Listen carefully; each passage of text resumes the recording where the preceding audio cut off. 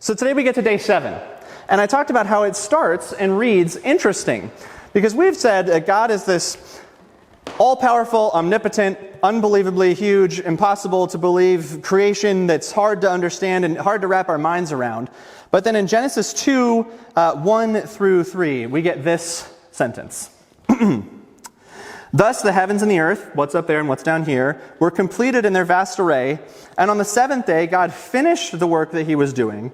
And so on the 7th day, he rested. And he blessed the 7th day, made it holy, because he had rested on it from all the work of creating that he had done. Did anyone else, now if you think about it real hard, find it interesting that an omnipotent, unbelievably powerful, full of all this stuff thing took a day to just take a nap? Was he tired? Was it like, can he get tired? This asks a lot of questions. So keep this in your mind. We're going to talk about this day of rest. What does it mean? And it's going to actually set us up, this setup to understand this special creation on 6b, humanity, that gets expounded upon in a different telling of a story here in the rest of 2 about the creation of the first people. So this will set us right up to it. So if there's one thing that we all have in common, and I heard it from many people just coming into church today, it's amazing how it just always, no matter where you go, it's that we're really busy and really tired. Anybody really tired and busy? Right, everyone's hands are up. My 4-year-old is tired and busy. I don't know how, but she is. Wayne Mueller, who's an author, I just found this quote, it was perfect. He does a charity work for a non-for-profit, and so he visits all these different donors and on all these different things. He says, so I visit offices of wealthy donors, crowded rooms of social services agencies, small houses of small families, and remarkably, within this mosaic, there is one universal refrain I hear over and over. I am really busy. It doesn't seem to matter to people if I speak with them as doctors, daycare workers, shopkeepers, social workers, parents, teachers, nurses, lawyers, students, therapists, community school activists, or cooks. Their work in this world rarely feels light, pleasant, or healing. Instead, all it piles endlessly upon itself, and the experience of being alive begins to melt into one enormous obligation. It becomes the standard greeting everywhere I go. Sorry, I was very busy this morning. Is that a super accurate depiction of what it is like to live today? If you think about all the technology we've made, that we've developed over the last couple centuries, and all these time-saving devices that we have in our house, I think we should be less busy, but somehow it's the opposite. The more of those things, it seems we become more and more busy. I tell Ashley, if it's not in the calendar, it doesn't exist. That's the rule in our house. If it's not in there, it never was. It didn't exist. And when I worked at Epworth Forest, I would tell people, if you didn't see me write it down, I never had this conversation with you. Because I've got something else on my mind. It's this obligation, this form of busyness. So somehow this has crept in. So we have this strange idea God speaks to right at the very beginning. This all-powerful, all-knowing God, all-knowing everywhere, but he's resting after doing this creation. So on the 7th day, he ends his work, everything that he's done, and he takes a break. And he blesses the 7th day, he sanctifies it, because he's rested from all this work. And so it's unique. It's this exalted day, because he blesses it and he sanctifies it. The Hebrew word there for sanctified, blessed, this is your only Hebrew today, I promise, is the word kadesh. Say kadesh. Kadesh. It comes from the word holy in Hebrew, which is the more fun one to say, which is kadosh. Kadosh. Got to say that. And it means distinct or separated. So it's the word holy is this idea of being set completely apart. If you remember way back forever, I talked about Moses and the burning bush, and the bush says this ground is holy. It's distinct. It's separated. You have to be different to enter into it. He takes off his shoes because he's got sheep poop on the bottom of them. It's distinct and separated. And so this is the third time in Scripture that things are blessed, and it's the first time something is said to be holy. So the third time that we've had something that's been blessed. So he blesses the animals that are made here, be fruitful and multiply. He blesses humanity right then. He says, be fruitful and multiply. And then he blesses this 7th day. So we read this third blessing, and you've got a good reason to believe right here that it's related to the same idea of fruitfulness that's talked about. Be fruitful, multiply, and then the 7th day is blessed in a similar way. Just as God made these animals to be fruitful and multiply, and he blesses humanity to be fruitful and multiply, the 7th day, this day of rest, is to give the power, this sort of enrichment and fullness to the existence. The seventh day is this perpetual spring, this multiplication of all of this fruitfulness that has come before. Does this make sense so far? Good. So then, I just thought, where are we going? There we go. It leads us to this question. So why is this significant in any way? Why is there an entire day set aside and blessed in this particular way? And so that's what we're going to spend some time exploring. So is God laying down this universal law that we have to sit in our rooms on whatever day the seventh day for us is, and we just sit there and we don't do anything, and that's what it is? Are we required to have it in this approach in like this certain air of how we exist in this day, or is it the other end of the spectrum, that this passage is just to tell us that God took a break maybe for just like a little bit? Why is this significant in any way? Here's what I want to set aside right away: is it doesn't mean that God was really tired after working for 6 days and he had to replenish his energy. So we're not gonna go there. He's infinite, all-powerful. He doesn't have those kinds of limitations. So there must be something within this structure that tells us what's going on. And so I lied. There's one other Hebrew word today, but this is the word we put on the screen earlier. And it's the word used for rest in this, and it's the word Shabbat. Say Shabbat. Shabbat, where we get Sabbath. And it means to cease from. He's ceasing from his work because the work was done. So he rested because there was no more work for him to do in creation. Not like taking a nap. He's just stopped. You Shabbat. You stop doing what you were doing before. And so this rest involves this big complex idea that's connected to someone reading this. Remember, we are not ancient Hebrews. We're not hearing this and having all these connotations go off and ding, ding, ding, ding, ding. But when you hear this as an ancient Hebrew, you would have connections right here to the idea of a temple. That God is taking up the rest in a sacred place and filling it with divine presence. So God makes this sacred space, fills it with all this good stuff, and on the seventh day, he rests. He kind of sits in what was created and fills the space with his presence. So Genesis 1 is this cosmic temple prototype that's set up, this sort of first movement to help us understand this idea of later symbolic and physical temples that would be made. So in the creation of the actual temple in Exodus, there are 6 speeches dedicating the temple, followed by the 7th, where God's presence actually enters into it. In Exodus later on, when they're actually building the temple, there are 6 acts of actually building the temple together. And on the 7th movement of it, God's presence fills the temple. And then later in 1 Kings, there's 6 positional statements about how the temple would be utilized. And on the 7th, God's presence fills the newly built temple. Do you see this cycle? 6 days of creating, 1 of God entering into it. Ironically, after each of these narratives of the temple being built or created, it follows with humanity utterly failing. So in Exodus, after the first 6 commandments about how the temple would be put together, we meet the golden cow right afterwards. So the role of the temple in ancient Israel is not just a place where people gathered for worship, right? It's this place where God's sacred space, he enters into this space. It's God's home, right? But more importantly, it's his headquarters. It's like a control room. So inside of it, in the very deepest cavern of it, where the Ark of the Covenant would eventually sit, is God's throne, and he sits in there and has control over this space, this rightful place to be in charge. And so in this particular poem, there is something really fascinating that happens right in the middle of it. And sometimes Hebrew poets work in this weird form that helps point to something right in the middle. It kind of builds to it and pulls out of it. And right in the middle of it is the creation of the sun, moon, and stars, but it's extra long, and it talks about seasons, days, festivals, and the calendar. And that word season would jump out to an ancient Hebrew hearer of this, and they would instantly have a connection to this giant idea in the Bible that's central to life of everybody in this movement. Anyone reading it, seeing seasons planted right in the middle, would have jumped right out, because seasons refer often to the Sabbath and the temple itself. So they hear seasons being created and this movement between them, and they go, we're about to hear about the Sabbath. We're about to hear about this rotational movement of how we orient our lives. The original audience of the poem, right? The ancient Hebrews, they would have been slaves in Egypt. And in Egypt, They worked 7 days a week making bricks. They would, we've all seen, what is the animated movie? Prince of Egypt, right? You put the straw in the mud, and then you set them out to dry, and you got to make so many of them every single day to make sure that you're meeting your quotas. You got to make bricks every day. 7 days a week, straw, mud, brick, dry. Straw, mud, brick, dry. 7 days a week, endlessly, over and over and over and over. Because in Egypt, the value, the worth of the person came from meeting that quota of bricks. Right? You were worth as much as you produced. The really good producers were better off than the ones that just didn't match their quota. This was the life of the Hebrews in Egypt. Just make bricks day in and day out.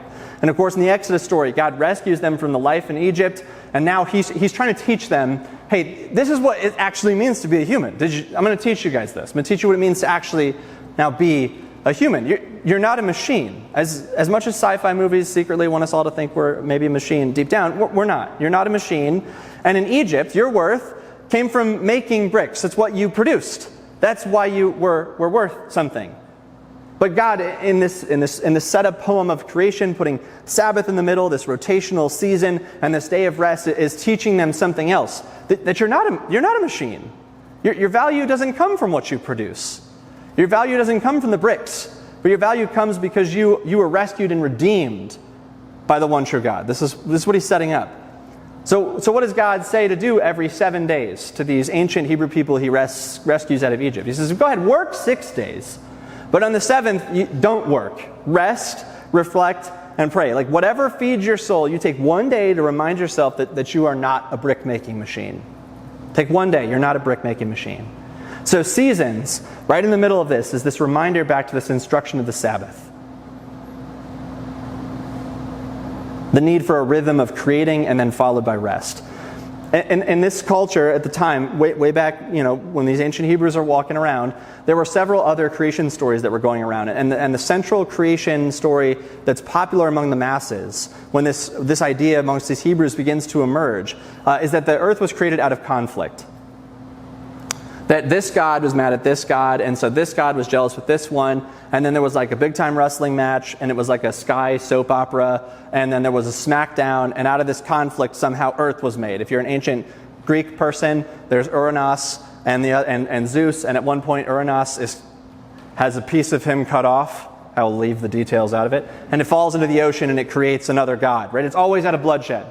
The blood drops come out of one of them and create the giants. All these things. This is a story that's going around. So they hear this thing, and this poem emerges onto the scene, and it speaks of land and sea and dirt and all this stuff, all these same elements they're hearing in these creation stories, but a completely different claim. Because the creation story in Genesis 1 says, no, we're not here because of a big divine conflict.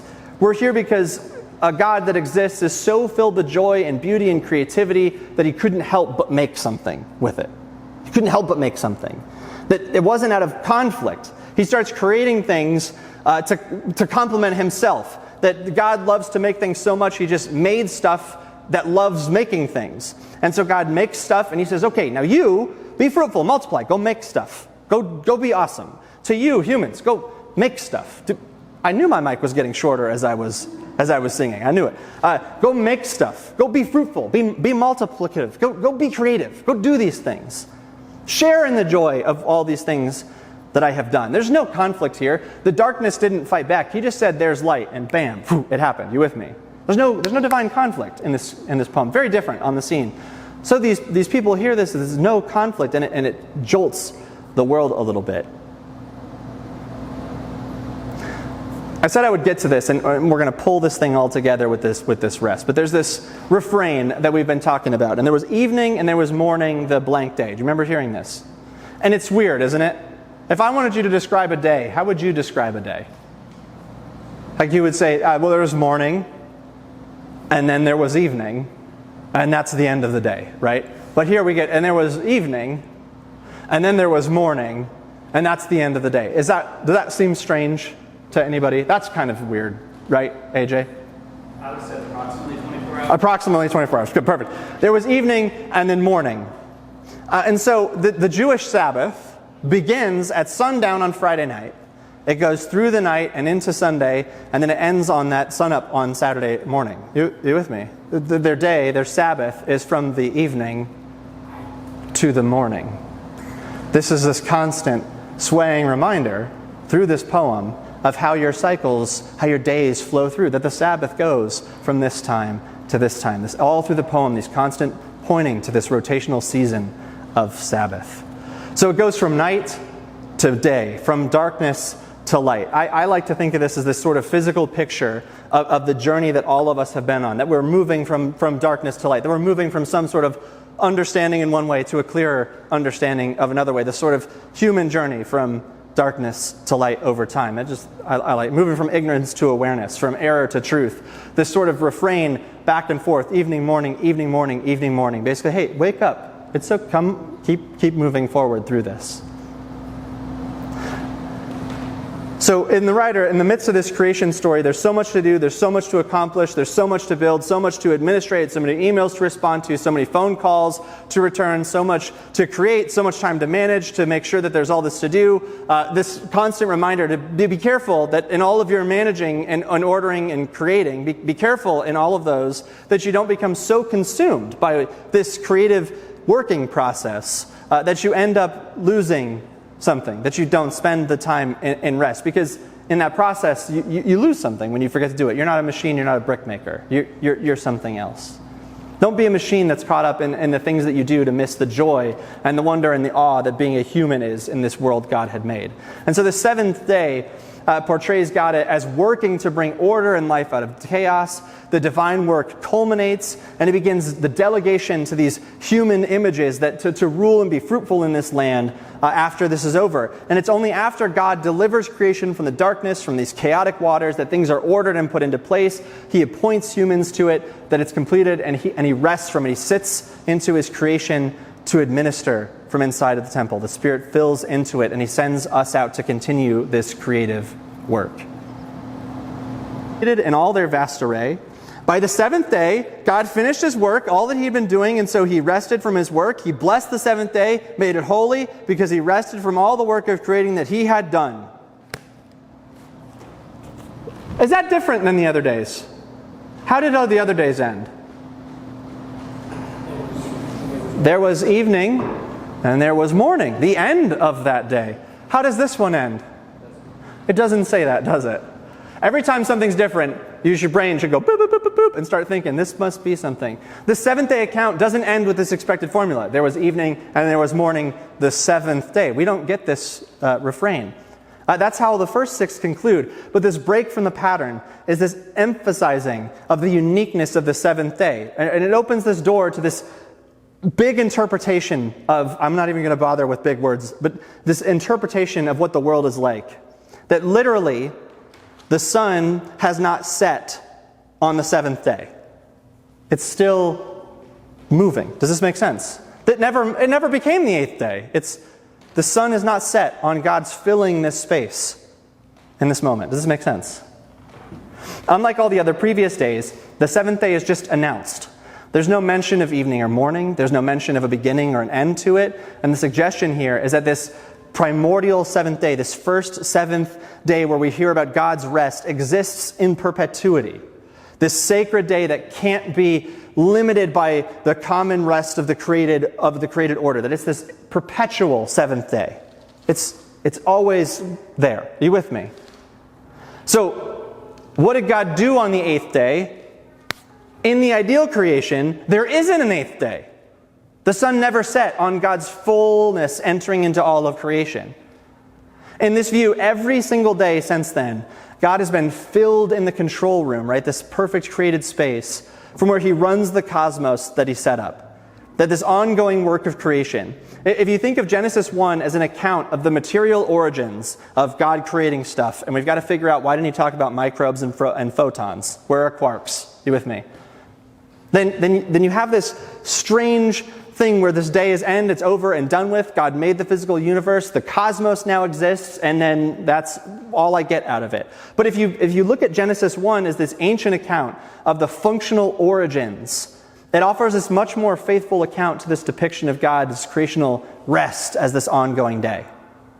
That and it's not so much, again, Genesis isn't answering for you with scientific things. You're not supposed to look at it and go, I don't understand where viruses are. Where are those? Why doesn't he know that the earth is round? This seems silly to me. But if you come at it and you say, who are we? Where are we? Why are we here? How do things work? What happened and how does it get fixed? Suddenly we see an ordered world that God has set himself in with this ongoing control. That he's filled this space, and it's this description of how the functional world functions with God in control. And so God rests on the seventh day. That after he orders this cosmos, he dwells in this space. It's like the whole world this time is this temple where God lives in and among his people. The seventh day has no end, because in Genesis 1, it's describing this ideal vision for the entire cosmos. A place where God lives amongst his creation, the partners, these humans, to rule in harmony absolutely forever. That the seventh day is the complete goal of creation. It's actually so important, remember, that the author of Genesis has woven that 7 all through the story, all the way through. There are 7 days of creation. There are 7 announcements of things being good. There's 7 Hebrew words in the opening verse. There's 2 lines of 7 here. There's 21 there. There's 7 is woven all throughout this. The first page of the Bible is doing way more than just telling us how the world was made. It's orienting us into the season of rest and Sabbath, that God is sitting in this temple in control.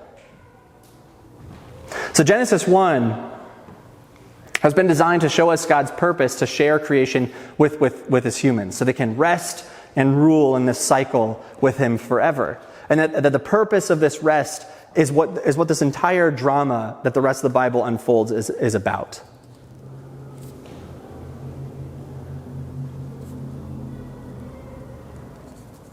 One of the things that I've learned is that if you look for something, you'll probably find it. Unless you're a husband looking for something, then you need your wife. That's the other one.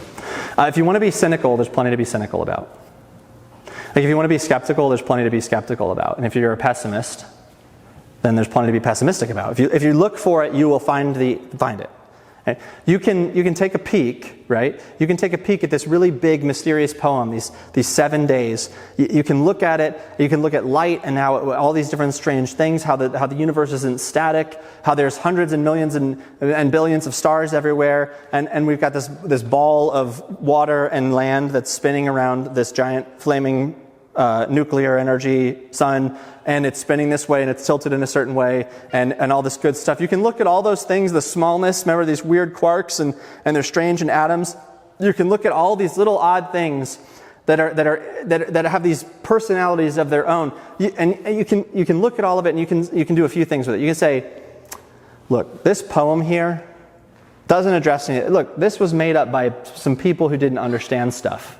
They were looking for a crutch to deal with what life was like for them. They were slaves in Egypt. All they knew was making bricks. They got moved on. They're just looking for a crutch to deal with how awful sometimes being a human is. It's not anything else. There's nothing else going on here. It's just stuff. Or you could choose to say, wow, this is crazy. You can live with a posture of your heart and be filled in wonder and awe of this pattern that God had set out in this creation of the order, what this is claiming. Who are we? What were we made for? Why are we here? Who's in charge? All these different things. That there's a big story being told that we get to be a part of. And the reality is that in the rest of this scriptural narrative, Jesus comes to announce, to die for, to rise from the dead, this idea of kingdom of God. This is next week's sermon. That he's come to fulfill what ended up happening in the rest of this story. He never taught us that the kingdom was coming from somewhere else, but he said things like, hey, take a look at the flowers. Have you looked at birds recently? Do you notice that your conversations with the least of these, you might even find God there? He came essentially to articulate this integrated, holistic image that is set inside of us, that everything that we're looking for, it's not over there. It's actually not behind this thing. It's not down there. It's actually right here. Just look around at the birds, the flowers, the creation, the people around you, and you'll see it. The issue is if your eyes are actually open to see it, living in this cycle of created being that works for the glory of the coming kingdom and rests in the promise and fullness of God, this cycle back and forth.